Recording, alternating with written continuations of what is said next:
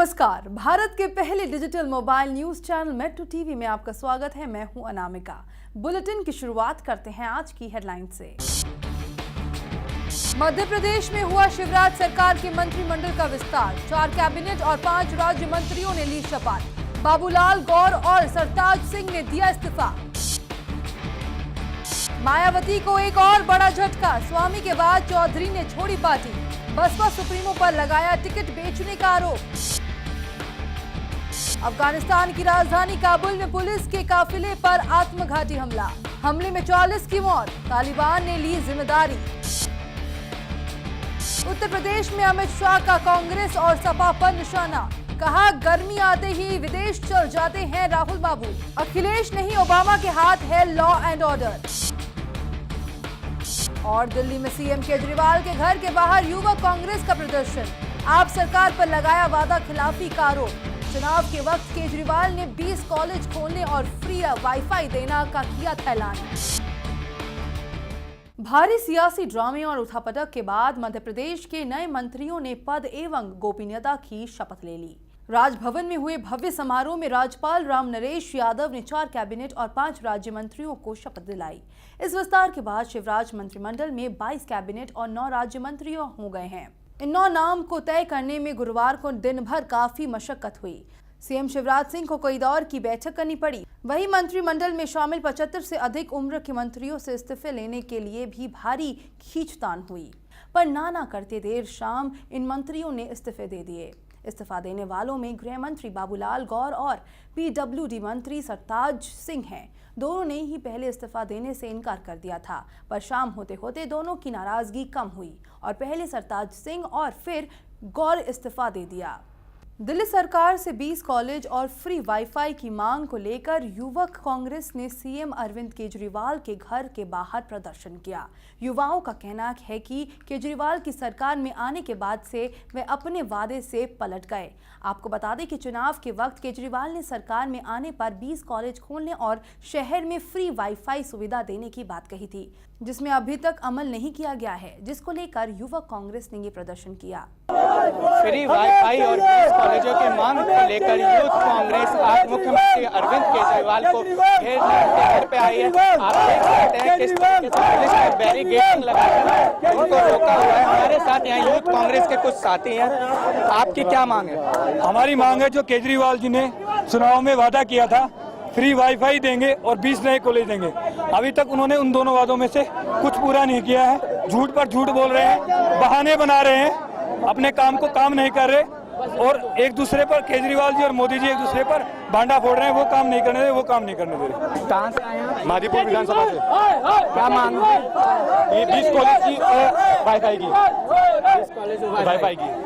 केजरीवाल सरकार ने हालांकि युवाओं के लिए काफी काम भी किया है, खासकर एजुकेशन में उनका कहना है कि हमने हर बार झूठ बोलने के अलावा कुछ नहीं किया। उन्होंने झूठ ही बोला। मैं सुल्तानपुरी से आया हूँ।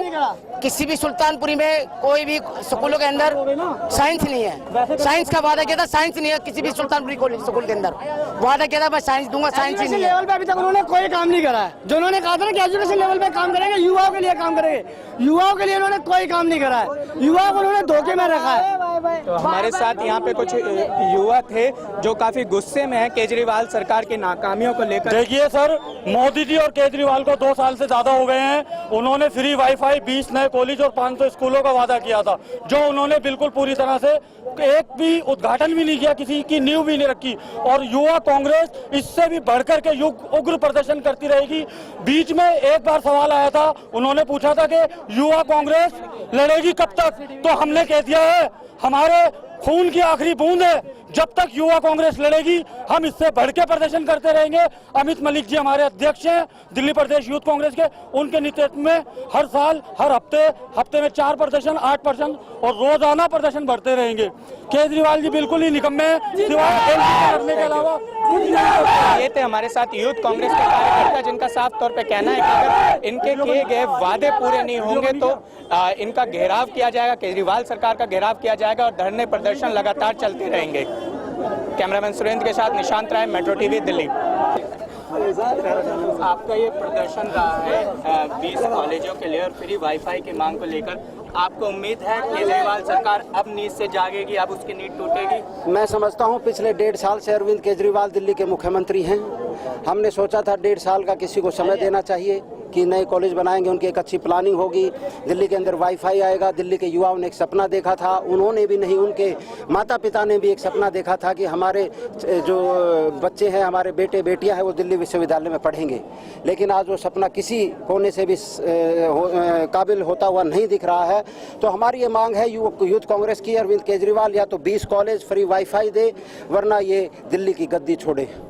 अगर अब भी केजरीवाल सरकार आपकी मांग पे काम नहीं करती है तो अगला कदम क्या होगा? अरविंद केजरीवाल का हर जगह पर यूथ कांग्रेस विरोध करेगी, चाहे वो गोवा के अंदर हो, चाहे पंजाब के अंदर हो। और जो अरविंद केजरीवाल ने एक सपना सजोया है कि वो देश का प्रधानमंत्री बनेगा, तो उस सपने को भूल जाए। और अब दिल्ली की, मैं समझता हूँ 5 साल से पहले ही ऐसे हालात होंगे कि केजरीवाल के बच्चे भी एक एंडोमेंट बॉन्ड साइन करेंगे कि इस केजरीवाल नाम की वस्तु से हमारा कोई मतलब नहीं है। स्वामी प्रसाद मौर्य के बाद बहुजन समाज पार्टी को एक और झटका लगा है। बसपा नेता आर.के. चौधरी ने पार्टी से इस्तीफा दे दिया है। स्वामी की तरह ही चौधरी ने भी बसपा सुप्रीमो मायावती पर टिकट बेचने का आरोप लगाया है। चौधरी को पहले भी बीएसपी से निकाला जा चुका है।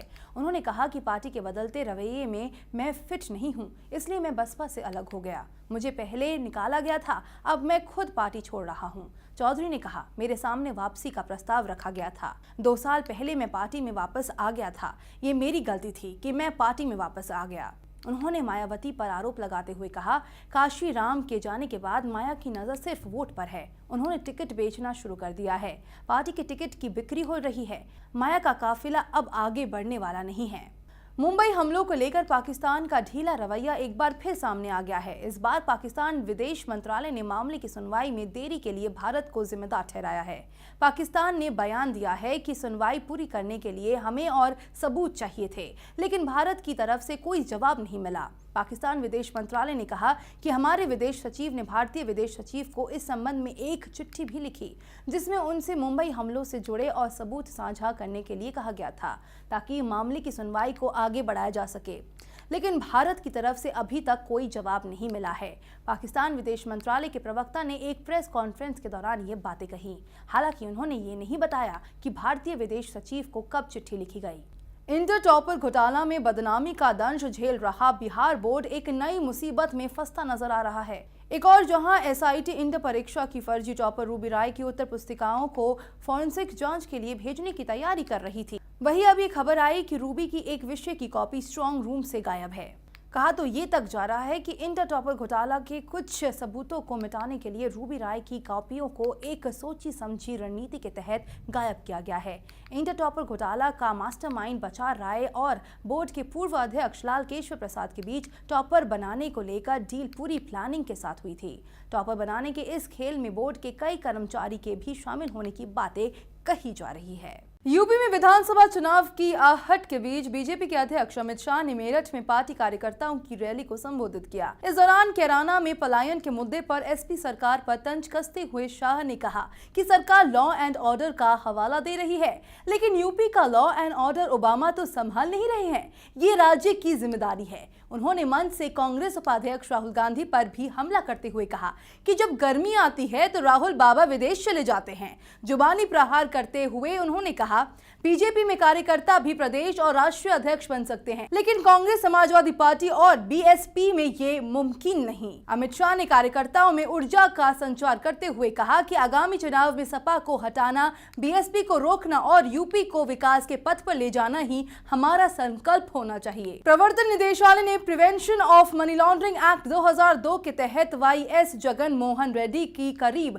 749 करोड़ की चल और अचल संपत्ति कुर्क कर दी है। ईडी की जांच से पता चला कि साल 2004 के बाद जब उनके पिता वाईएस राजशेखर रेड्डी आंध्र प्रदेश के मुख्यमंत्री बने तो वाईएस जगन मोहन रेड्डी की कई कंपनियों में निवेश हुआ। जगन मोहन ने दूसरे लोगों के अप्रमाणित प्रीमियम निवेश से सीमेंट प्लांट का निर्माण किया और तथ्यों की जानकारी दिए बगैर रेड्डी ने ओरिएंटल बैंक ऑफ कॉमर्स से लोन भी लिया था। भारतीय सीमेंट कॉर्पोरेशन प्राइवेट लिमिटेड ने गैर कानूनी तरीके से कड़पा जिले में अलर्ट हुए खदान से 152 करोड़ का लाइमस्टोन भी निकाला था।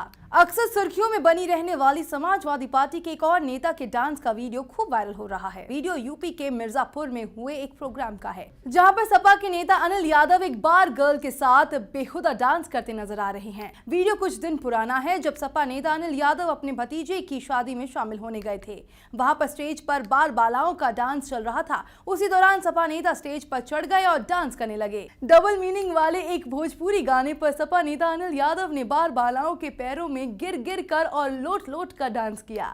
आपको बता दें, अनिल यादव समाजवादी पार्टी से नगर विधानसभा अध्यक्ष है। हालांकि ये पहली बार नहीं है जब किसी सपा नेता का कोई डांस वीडियो वायरल हुआ हो। सुप्रीम कोर्ट ने ये साफ कह दिया है कि गे, लेस्बियन और बाइसेक्सुअल थर्ड जेंडर की कैटेगरी में नहीं आते हैं और सिर्फ ट्रांसजेंडर ही थर्ड जेंडर की कैटेगरी में आते हैं। सुप्रीम कोर्ट ने साल 2014 में दिए अपने फैसले में बदलाव करने से इनकार कर दिया है, जिस फैसले में कोर्ट ने ट्रांसजेंडर्स को थर्ड जेंडर के तौर पर मान्यता दी थी। गौरतलब है कि केंद्र सरकार ने सुप्रीम कोर्ट के 2014 के फैसले में संशोधन की मांग की थी। केंद्र सरकार की तरफ से दायर अर्जी में ये पूछा गया था कि क्या LGBT कम्युनिटी को ओबीसी के तहत माना जाए और क्या ओबीसी को मिलने वाली सुविधाएं इस कम्युनिटी को भी दी जाए। केंद्र ने कोर्ट से कहा था कि उसे कोर्ट के फैसले को लागू करने में परेशानी हो रही है, क्योंकि आदेश के एक पैरे में लेस्बियन, गे और बाइसेक्सुअल को भी ट्रांसजेंडर के साथ थर्ड जेंडर की कैटेगरी में रखा गया है। इस पर सुप्रीम कोर्ट ने साफ किया कि इसमें कोई उलझन की स्थिति नहीं है। इसमें साफ साफ लिखा है कि लेस्बियन, गे और बाइसेक्सुअल थर्ड जेंडर की कैटेगरी में नहीं आते हैं। The Kapil Sharma show TV show में लीड रोल प्ले कर रही एक्ट्रेस सुमोना चक्रवर्ती का एक वीडियो वायरल हो रहा है। इस वीडियो में सुमोना सिगरेट के धुएं उड़ाते हुए नजर आ रही हैं।